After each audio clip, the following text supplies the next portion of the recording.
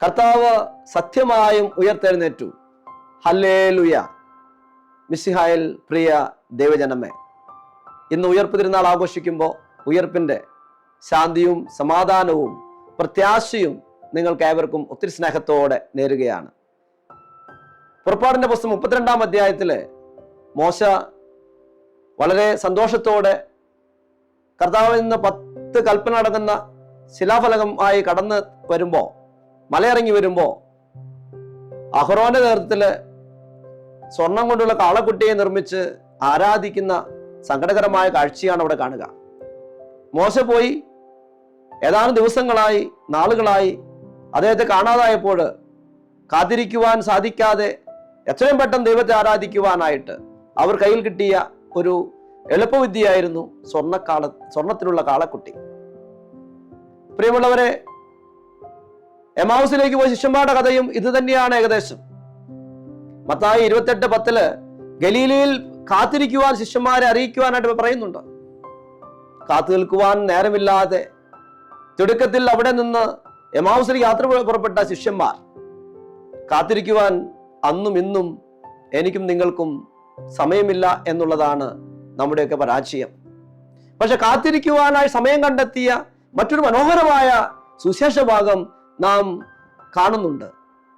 അപ്പോസ്തലന്മാരുടെ നടപടി പുസ്തകം 2-ാം അധ്യായത്തില് നമ്മുടെയൊക്കെ ആത്മീയ ജീവിതത്തിൽ വളരെ ശക്തി പകരുന്ന ഒരു മനോഹരമായ ചിത്രം, കാത്തിരിപ്പിന്റെ സുവിശേഷത്തിന്റെ ചിത്രം എന്ന് വേണമെങ്കിൽ പറയാം, കണ്ടുമുട്ടുന്നുണ്ട്. കർത്താവിന്റെ കുരിശുമരണത്തിന് ശേഷം ഓടിപ്പോയ, തളർന്ന, വിശ്വാസം നഷ്ടപ്പെട്ട ആ ശിഷ്യന്മാർ ഒന്ന് ചേർത്ത് ഒരു കോഴി തൻ്റെ കുഞ്ഞുങ്ങളെ ചേർത്ത് നിർത്തുന്നത് പോലെ, ഒരമ്മ തൻ്റെ മക്കളെ എല്ലാവരും ചേർത്ത് നിൽക്കുന്നത് പോലെ പരിശുദ്ധ അമ്മ അവിടെ അവരെ ഒന്നിച്ചേർത്ത് പരിശുദ്ധാത്മാവ് വരുമെന്ന് കർത്താവ് പറഞ്ഞ ആ വചനത്തിൽ വിശ്വസിച്ചുകൊണ്ട് കാത്തിരുന്നപ്പോ അവിടെ വലിയൊരു അത്ഭുതം നടക്കുകയുണ്ടായി. പ്രിയമുള്ളവരെ, കാത്തിരിക്കുന്നിടത്ത് മാത്രമാണ് ഇന്ന് ഉയർപ്പിന്റെ അനുഭവങ്ങൾ ലഭിക്കുന്നത്. കാത്തിരിക്കുവാൻ നമുക്ക് നേരമില്ല എങ്കിൽ നാം പരാജിതരായി പലപ്പോഴും ആത്മീയ ജീവിതത്തിൽ പരാജയം സംഭവിച്ച വ്യക്തികളായി തീരും എന്നുള്ളതാണ്. വെറും ആത്മീയ ജീവിതത്തിൽ മാത്രമല്ല, ഭൗതിക ജീവിതത്തിലും അങ്ങനെ തന്നെയാണ്. കഴിഞ്ഞ ഒക്ടോബർ മാസത്തിൽ നമ്മളൊക്കെ വേദനിപ്പിച്ച ഒരു ദുഃഖകരമായ സംഭവം നമുക്കറിയാം. ഒരു പൊതുവേദിയിൽ, ഒരു യാത്രവെപ്പ് നൽകുന്ന പൊതുവേദിയിൽ ഒരു രാഷ്ട്രീയ നേതാവ് ആ യാത്രവെപ്പ് ലഭിക്കുന്ന വ്യക്തിയെക്കുറിച്ച് അദ്ദേഹത്തിൻ്റെ വ്യക്തി ജീവിതത്തെ ബാധിക്കുന്ന രീതിയിൽ സംസാരിച്ചപ്പോൾ അദ്ദേഹം തളർന്നുപോയി. അദ്ദേഹം പിറ്റേ ദിവസം സ്വയം മരിച്ച വാർത്തയാണ് നമ്മളൊക്കെ കേട്ടത്. പ്രിയമുള്ളവരെ, ഇന്ന് ഈ ദിവസങ്ങളിൽ, ഈ ആഴ്ചയിൽ വന്ന മറ്റൊരു വാർത്തയുണ്ട്. ജോമോൻ എന്ന് പറയുന്ന കുറുപ്പന്തറയിലെ ഒരു അധ്യാപകനെ കുറിച്ചുള്ളതാണ്. കഴിഞ്ഞ 7 വർഷങ്ങളായിട്ട് ഈ ജോമോൻ മാനസിക പീഡനങ്ങളിലൂടെ, അവഹേളനത്തിലൂടെ കടന്നു പോകുന്ന ഒരു മനുഷ്യനായിരുന്നു.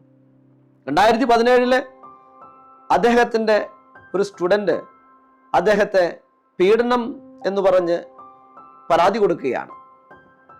അതിന് തൊട്ടു മുമ്പ് ജോമോൻ പറയുന്നു, കാശ് വെച്ചുകൊണ്ട് പലരും വിളിച്ചിരുന്നു, അത് കൊടുക്കാതായപ്പോൾ ഇങ്ങനെ ഒരു പരാതി വന്നു എന്നാണ് പത്രത്തിൽ വായിക്കാൻ സാധിച്ചത്.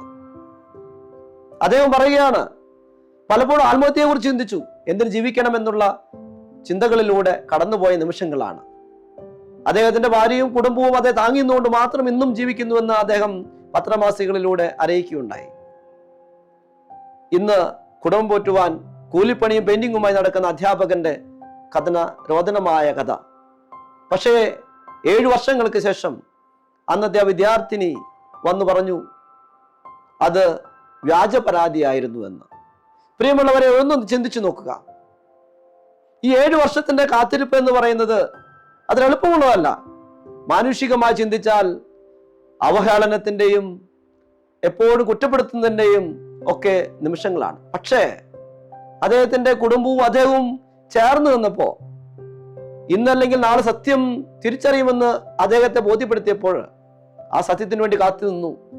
പ്രിയമുള്ളവരെ, ഈ കാത്തിരിക്കുന്ന സമയം എന്ന് പറയാൻ അത്ര എളുപ്പമൊന്നുമല്ല. ഊമക്കത്തുകളുടെയും കുറ്റാരോപണങ്ങളുടെയും കാലഘട്ടങ്ങളിൽ പലരും തളർന്നു പോകുമ്പോൾ, പലരും വീണു പോകുമ്പോൾ ഒരു കൈ പിടിക്കാൻ പോലും, ഒന്ന് സഹായിക്കാൻ പോലും മുന്നോട്ട് വരാതെ വീണവനെ വീണ്ടും ചവിട്ടിക്കൂട്ടുന്ന സമൂഹത്തിലാണ് ഞാനും നിങ്ങളും ഇന്നും ജീവിക്കുക. അപ്പൊ ഉയർപ്പിന്റെ അനുഭവം എന്ന് പറയുന്നത് നാം കാത്തിരിക്കുന്നവരാകുകയും വീണവനെ ഉയരുവാനായിട്ട്, പൊക്കുവാനായിട്ട് സാധിക്കുകയും ചെയ്യുക എന്ന രണ്ട് മാനങ്ങൾ അവിടെയുണ്ട്. ഈ അവസരത്തിലാണ് പ്രിയമുള്ളവരെ, ഹബക്കൂക്കിന്റെ പുസ്തകം 3-ാം അധ്യായം 17-19 നമ്മുടെ ജീവിതത്തിൽ വളരെ അർത്ഥവത്തായി തീരുന്നത്. പ്രവാചകൻ പറയുന്നു, അത്തിവൃക്ഷം പൂക്കുന്നില്ലെങ്കിലും, മുന്തിരിയിൽ ഫലങ്ങളില്ലെങ്കിലും, ഒലിവുമരത്തിൽ കായ്കളില്ലായതായാലും, വയലുകളിൽ ധാന്യം വിളയുന്നില്ലെങ്കിലും, ആട്ടിൻകൂട്ടം ആലയിൽ അറ്റുപോയാലും, കന്നുകാലികൾ തൊഴുത്തില്ലാതായാലും, ഞാൻ കർത്താവിൽ ആനന്ദിക്കും. എന്റെ രക്ഷകനായ ദൈവത്തിൽ ഞാൻ സന്തോഷിക്കും. കർത്താവായ ദൈവമാണ് എന്റെ ബലം. പ്രിയമുള്ളവരെ, വീഴ്ചയുടെയും പരാജയങ്ങളുടെയും ഒറ്റപ്പെടുത്തലുകളുടെയും ഒക്കെ നിമിഷങ്ങളിൽ ഇതായിരിക്കട്ടെ, ഈ വചനമായിരിക്കട്ടെ നമ്മുടെയൊക്കെ പ്രത്യാശ എന്ന് പറയുന്നത്. ദൈവത്തിലാണ് എൻ്റെ രക്ഷ, കർത്താവായ ദൈവമാണ് എൻ്റെ ബലം, എൻ്റെ രക്ഷകനായ ദൈവത്തിൽ ഞാൻ സന്തോഷിക്കുമെന്ന് പറയുവാൻ സാധിച്ചാൽ നമ്മുടെയൊക്കെ ജീവിതത്തിൽ ഉയർപ്പിലേക്കുള്ള ആദ്യപടിയായി. പത്രോസ് എഴുതിയ 1-ാം ലേഖനത്തിലെ 5-ാം അധ്യായം 6 മുതൽ ഇപ്രകാരം നാം കേൾക്കുന്നു: ദൈവത്തിന്റെ ശക്തമായ കരത്തിൻ കീഴിൽ നിങ്ങൾ താഴ്മയോടെ നിൽക്കുവിൻ, അവിടുന്ന് തക്ക സമയത്ത് നിങ്ങളെ ഉയർത്തിക്കൊള്ളും. ഈ തക്ക സമയം അത് ഏതാണെന്ന് എനിക്കോ നിങ്ങൾക്കോ അറിയുകയില്ല. തമ്പുരാന്റെ പരിപാലനയ്ക്ക് വിട്ടുകൊടുക്കുവാൻ, തമ്പുരാന്റെ ശക്തമായ കരത്തിൻ കീഴിൽ ഞാൻ സുരക്ഷിതനാണ് എന്ന് എൻ്റെ പരാജയ നിമിഷങ്ങളിൽ, എൻ്റെ വീഴ്ചയുടെ നിമിഷങ്ങളിൽ എനിക്ക് ചിന്തിക്കാൻ സാധിച്ചാൽ, പ്രിയമുള്ളവരെ, ഞാൻ ഉയർപ്പിന്റെ ആ മഹിമയിലേക്ക് അധികം താമസിക്കാതെ എത്തപ്പെടും എന്നുള്ളതാണ് ജീവിതത്തിൽ പലരും നമുക്ക് കാണിച്ചു തരുന്ന സാക്ഷ്യം. മിശിഹായിൽ പ്രിയമുള്ള ദൈവജനമേ, ഭാരതീയ ദർശനം അനുസരിച്ച് ഋതുഭേദങ്ങളെ കുറിച്ച് നമ്മൾ പഠിച്ചിട്ടുണ്ട്. വസന്തം മുതൽ ശിശിരം വരെ അടങ്ങുന്ന 6 ഋതുഭേദങ്ങൾ. ഇത് ഓരോന്നിനും ഓരോ സമയമുണ്ട് വരാനായിട്ട്. ഇന്ന് വെച്ച വാഴ ഇന്ന് തന്നെ കുലയ്ക്കണമെന്ന് പറഞ്ഞതുപോലെ എല്ലാം ഇന്ന് തന്നെ നടക്കണമെന്ന് ഞാൻ വാശി പിടിച്ചാൽ ഒരു പക്ഷേ ഒരു കൊച്ചുകുട്ടിയുടെ വാശിയായി എൻ്റെ ജീവിതം മാറാം. അത് നിരാശയിലേക്ക് നയിക്കുകയുള്ളൂ, പ്രത്യാശയിലേക്കല്ല. ഓരോന്നിനും ഓരോ കാലങ്ങളുണ്ട്. കാത്തിരിപ്പിനെ കുറിച്ച് ഓരോന്നിനും ഓരോ സമയമുണ്ടെന്ന് നമ്മെ മനസ്സിലാക്കുന്ന, വളരെ മനോഹരമായി ക്രമീകരിച്ച് നമ്മെ പഠിപ്പിക്കുന്ന ദൈവവചനമുണ്ട്. സഭാപ്രസംഗന്റെ പുസ്തകം 3-ാം അധ്യായം ഇപ്രകാരം പറയുന്നു: ജനിക്കാൻ ഒരു കാലം, നടാൻ ഒരു കാലം, ഇങ്ങനെ ഓരോന്നിനും ഓരോ കാലത്തെക്കുറിച്ച് വളരെ മനോഹരമായിട്ട് പറഞ്ഞു വെക്കുന്നുണ്ട്. എല്ലാം നേരത്തെ പറഞ്ഞതുപോലെ ഇന്ന് തന്നെ കഴിയണമെന്ന് വിചാരിച്ചാൽ സാധിക്കുകയില്ല.